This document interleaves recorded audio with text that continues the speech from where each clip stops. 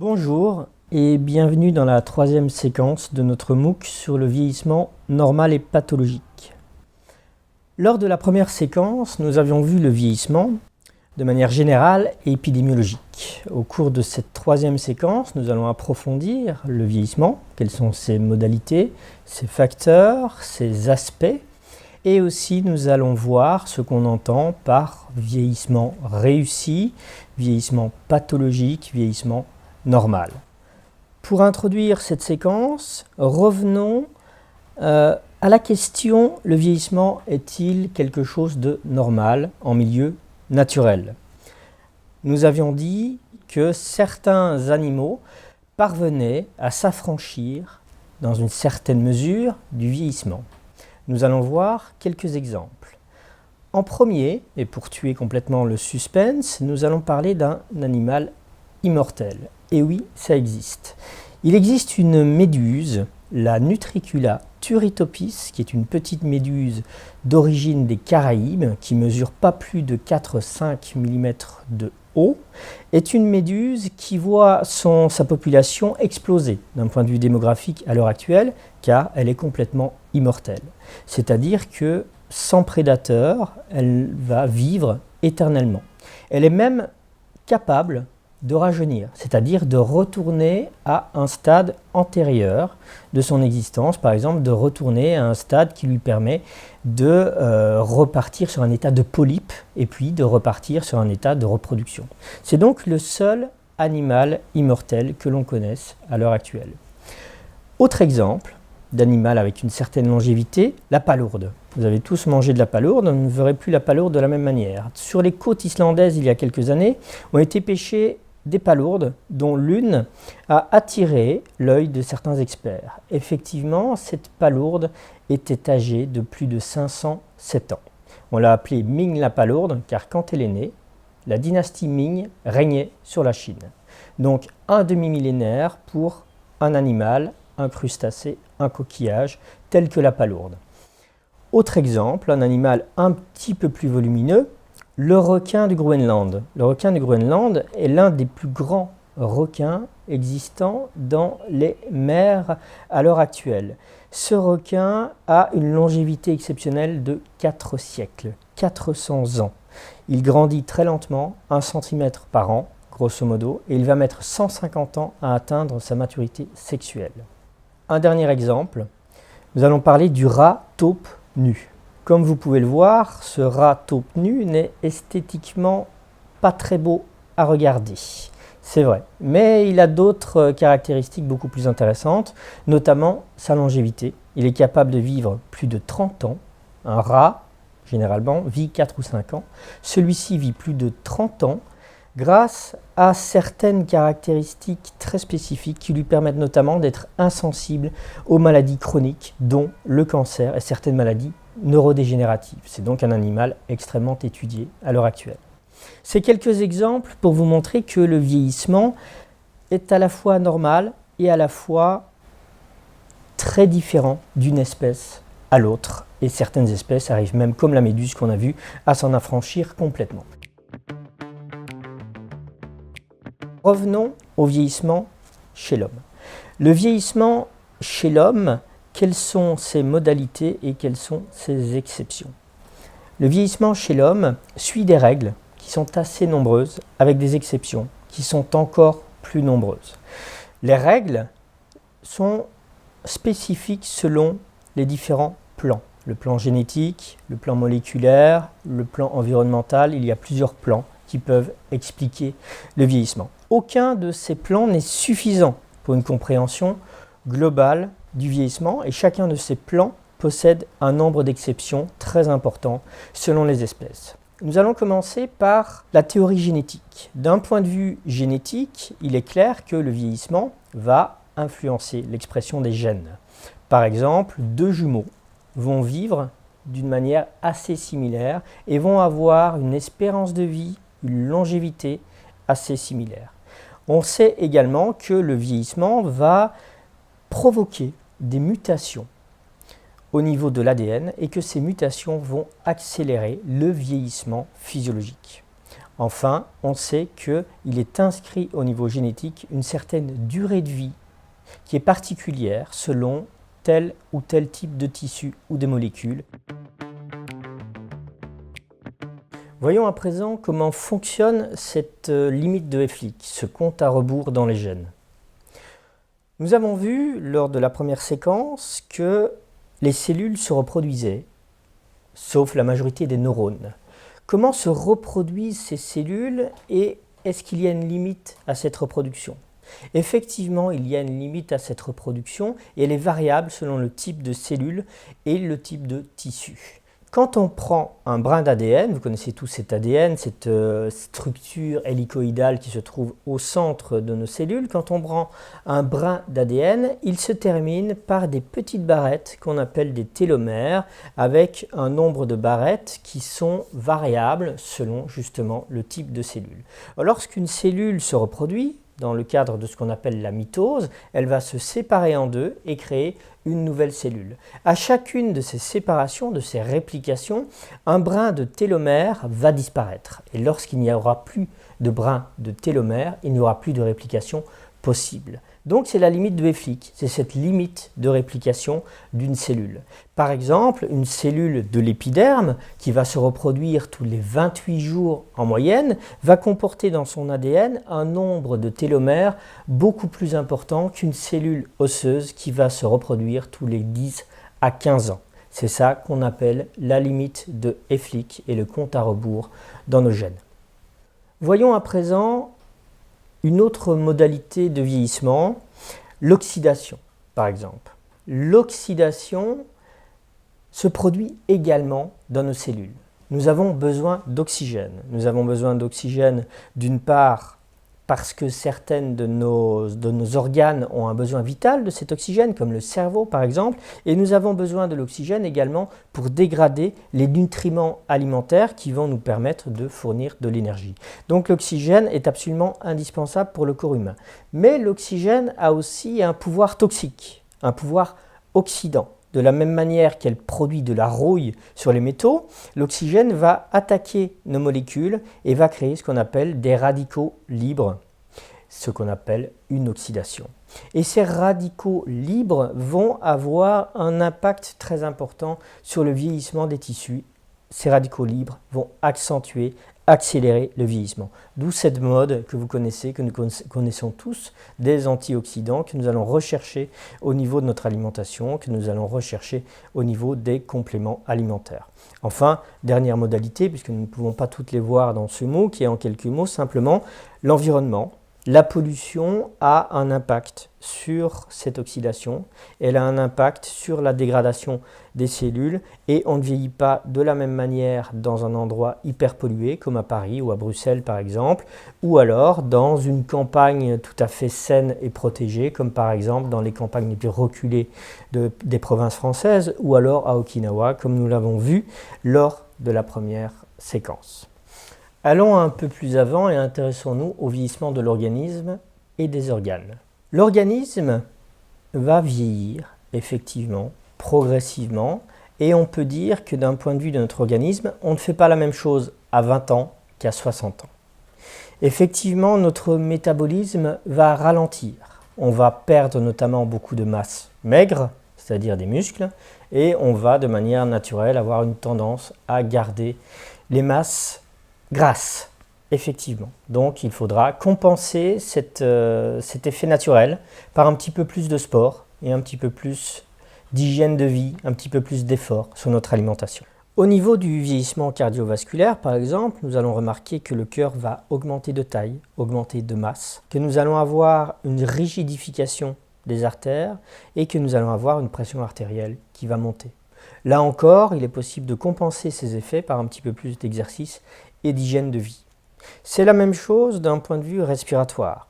Avec l'âge, nous allons avoir une capacité respiratoire qui va varier un peu. Nous allons perdre en volume constant. Au-delà de 50 ans, nous allons avoir des muscles respiratoires qui seront moins efficaces. Nous allons devoir produire plus d'efforts au niveau de l'inspiration et de l'expiration. Et l'oxygène va se diffuser beaucoup plus lentement et beaucoup plus difficilement. Ce sont quand même des choses que nous pourrons là aussi compenser avec un petit peu plus d'exercice physique dans une certaine limite, bien sûr.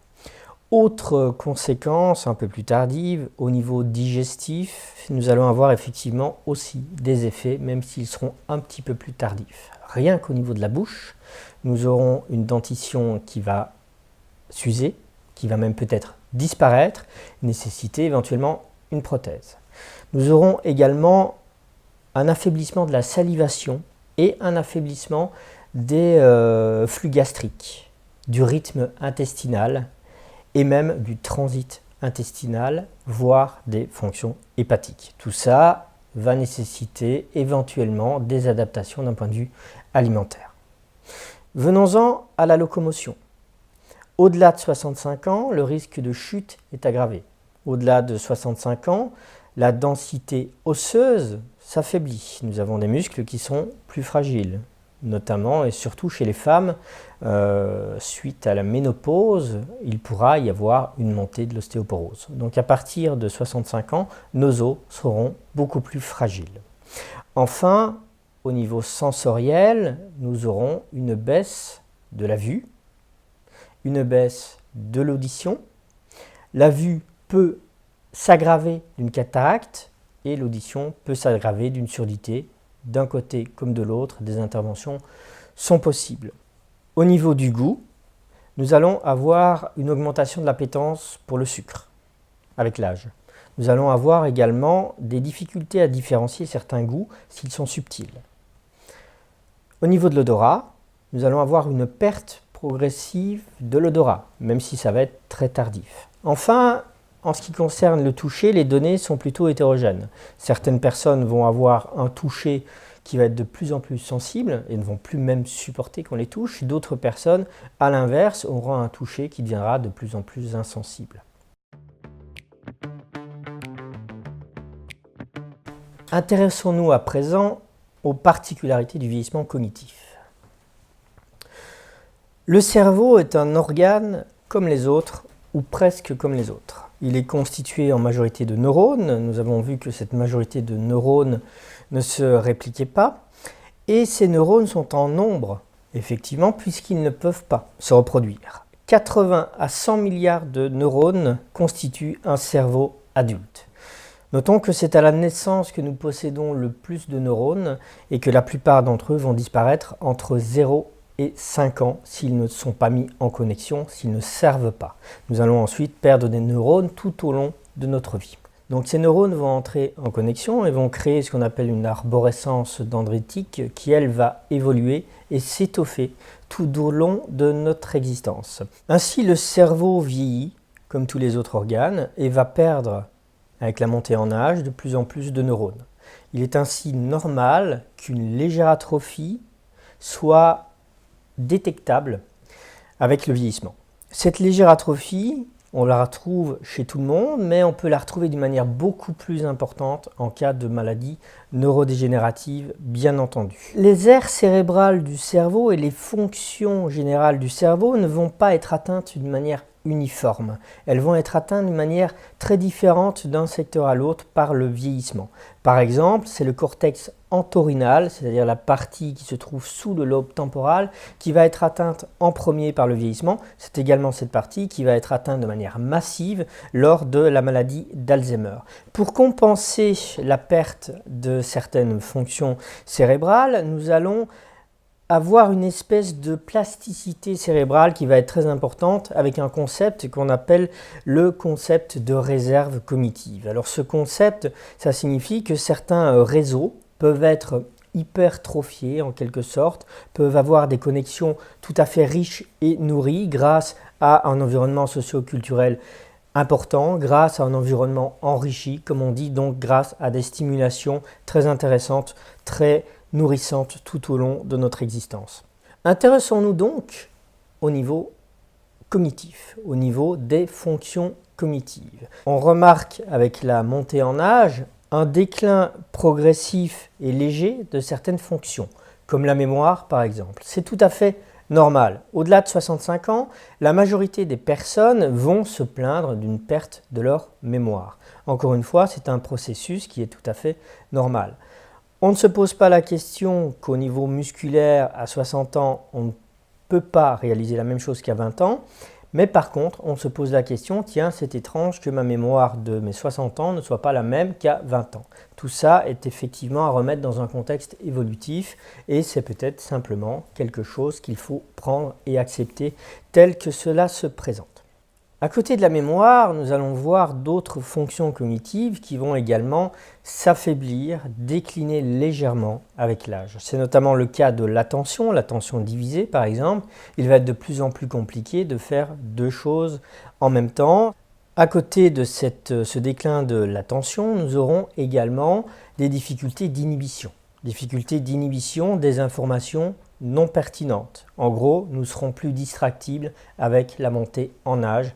Et là encore, c'est un processus naturel que nous allons compenser avec l'une ou l'autre stratégie ou avec une réserve cognitive bien étoffée. Enfin, toujours au niveau cognitif, certains auteurs pensent qu'il est intéressant de comparer les deux grandes formes d'intelligence, que sont l'intelligence fluide et l'intelligence cristallisée, et leur devenir avec le vieillissement. L'intelligence fluide, c'est cette intelligence qui nous permet de nous adapter aux problèmes avec des solutions nouvelles. Donc il s'agit de faire preuve de créativité, de sortir des sentiers battus et puis de trouver des alternatives nouvelles face à des problèmes parfois très compliqués. Cette intelligence fluide va être très sensible au vieillissement. Donc plus on va vieillir et plus on va perdre en intelligence fluide. A contrario, l'intelligence cristallisée, c'est cette intelligence que nous avons acquis avec nos connaissances, avec nos habitudes, avec nos expériences et qui nous permet de réagir de manière quasiment automatique aux problèmes qui se rencontrent.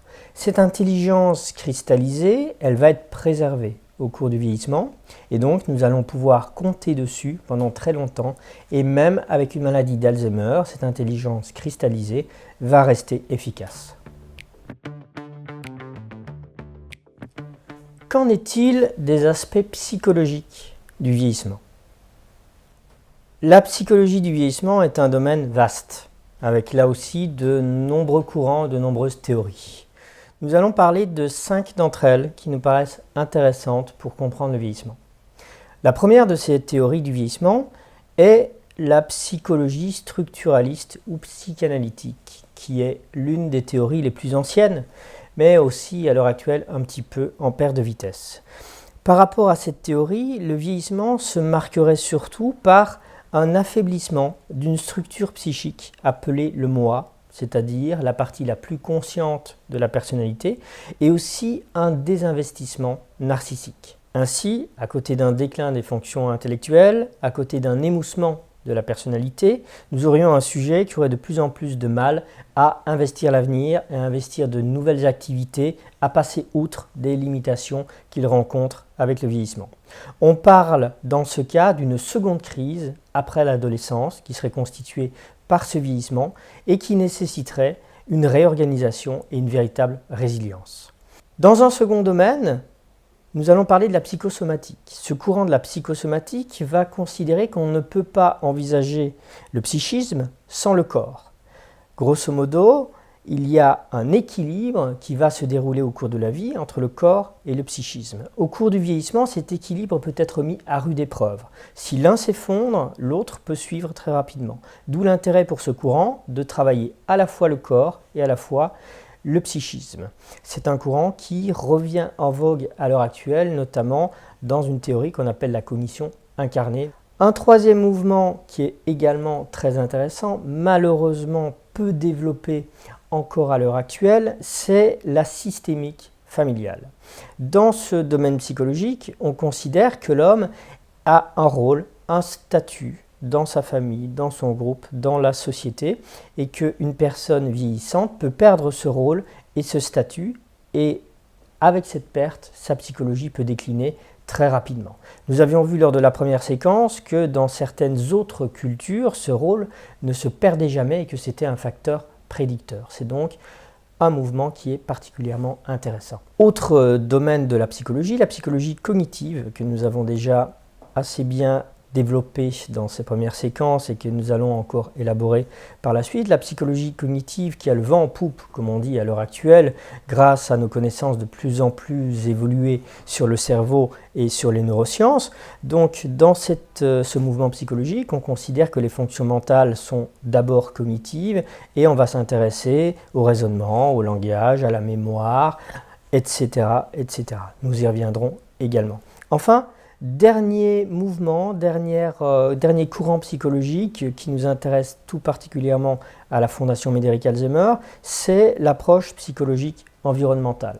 L'approche psychologique environnementale considère qu'il est nécessaire de travailler sur l'environnement physique, les aménagements des lieux de vie par exemple, sur l'environnement social, le bien-être des équipes soignantes ou alors l'accompagnement adapté des personnes qui ont des troubles cognitifs afin d'améliorer et de favoriser un vieillissement dans un contexte de qualité de vie.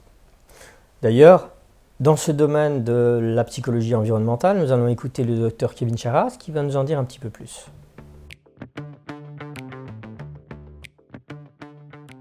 L'approche environnementale, c'est une approche qui consiste à se centrer sur l'environnement de soins et d'accompagnement des personnes qui sont atteintes de troubles cognitifs. Ça peut être l'environnement social, dans quel cas on va plus se centrer sur les professionnels qui travaillent dans les environnements de soins ou d'accompagnement des personnes malades, ou alors l'environnement dit architectural, c'est-à-dire qu'on va travailler plutôt sur les mobiliers de manière à l'adapter au mieux aux besoins des personnes qui se trouvent dans cet environnement-là.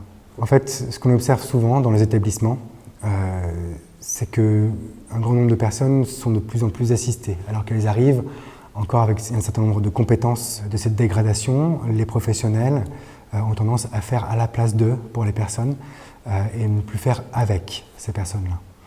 Et notre objectif dans une approche environnementale, ça va être d'organiser l'environnement de telle manière à leur redonner un certain nombre de repères, puisqu'on parle de personnes désorientées, de telle manière à ce qu'elles puissent réacquérir une certaine autonomie dans les activités de la vie quotidienne. Et on appellera ça, dans ce cas-là, un environnement qui est capacitant. Quand l'environnement rend plus complexe ces tâches du quotidien, on va appeler ça un environnement qui est incapacitant. Ce sont des processus qui arrivent pour tout le monde, aussi bien pour les personnes qui sont atteintes de troubles cognitifs que pour les personnes qui n'en sont pas. Et on peut prendre un exemple très simple, c'est de se dire que l'on a faim et que par conséquent, du fait qu'on est très faim, on va aller chercher de la nourriture dans un frigidaire, dans une cuisine, et qu'en arrivant dans la cuisine, on ne trouve pas de frigidaire. Quand une personne qui est atteinte de troubles cognitifs arrive dans un environnement qui ne lui permet pas d'effectuer les activités qu'elle s'est données pour tâche, ça peut générer un stress tel qui vont éventuellement déboucher sur des comportements de type agression ou agitation, voire même de la déambulation. On pourra aussi trouver des troubles du comportement dits non productifs qui, par constat d'échec finalement, pour effectuer une tâche ou une activité désirée dans un environnement, va mener à des troubles du comportement de type dépression ou apathie, tout simplement du fait que on a le sentiment de ne plus pouvoir subvenir à ses propres besoins, en tout cas subvenir à sa propre survie dans un environnement donné. Pour terminer cette séquence sur le vieillissement, nous allons parler du vieillissement réussi. Il existe 3 grands scénarios du vieillissement qui ont été introduits par les auteurs Rowe et Kahn en 1997, que sont le vieillissement normal ou usuel, le vieillissement pathologique et le vieillissement réussi. Le vieillissement normal ou usuel est le vieillissement que nous rencontrons le plus souvent. Dans ce vieillissement, la personne va vivre en adéquation avec l'espérance de vie de son époque et les altérations physiologiques ou cognitives qu'elle va rencontrer seront des altérations qui ne seront liées à aucune pathologie.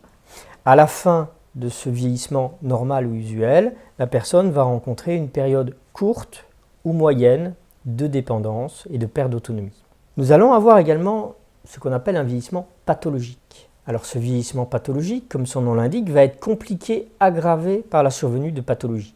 Ça peut être des pathologies cardiovasculaires, des AVC par exemple. Cela peut être des pathologies de la locomotion, maladie de Parkinson par exemple, ou l'une ou l'autre démence, maladie d'Alzheimer, pour ne citer qu'elle.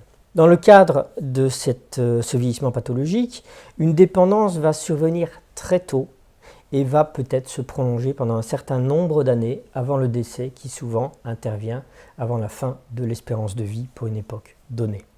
Enfin, abordons le vieillissement réussi. Pour qu'on puisse considérer qu'un vieillissement est réussi, il faut que les fonctions de l'organisme et les fonctions cognitives restent à un niveau très élevé jusqu'à l'espérance de vie et même au-delà. Là, ce serait la définition la plus stricte du vieillissement réussi. Mais ce n'est pas suffisant. Pour qu'un vieillissement soit considéré comme réussi, il faut qu'il s'insère dans un contexte de qualité de vie. Autrement dit, il faut que la personne soit satisfaite de sa vie personnelle, il faut qu'elle ait des relations sociales positives, il faut qu'elle puisse avoir des activités choisies, qu'elle ait une adaptation encore efficace et éventuellement qu'elle ressente un bien-être régulier. À ce moment-là, on est véritablement dans un vieillissement réussi et dans un bien vieillir. Le bien vieillir aurait donc des caractéristiques biologiques, cognitives et ou psychosociales. J'insiste sur le « et ou », car effectivement, on peut rencontrer des personnes âgées atteintes de certaines pathologies qui considèrent qu'elles sont pourtant dans le cadre d'un vieillissement réussi, parce qu'elles ont des relations sociales satisfaisantes, parce qu'elles ont encore des activités, parce qu'elles se sentent bien, tout simplement. Donc il est possible de compenser des limitations biologiques, des pathologies, et de rester quand même dans un vieillissement réussi. Dans cette troisième séquence, nous avons approfondi le vieillissement normal. Nous avons vu quels étaient ses facteurs, ses modalités, ses aspects, autant sur le plan physiologique que sur le plan psychologique. Dans la prochaine séquence, nous nous intéresserons au vieillissement pathologique. À bientôt.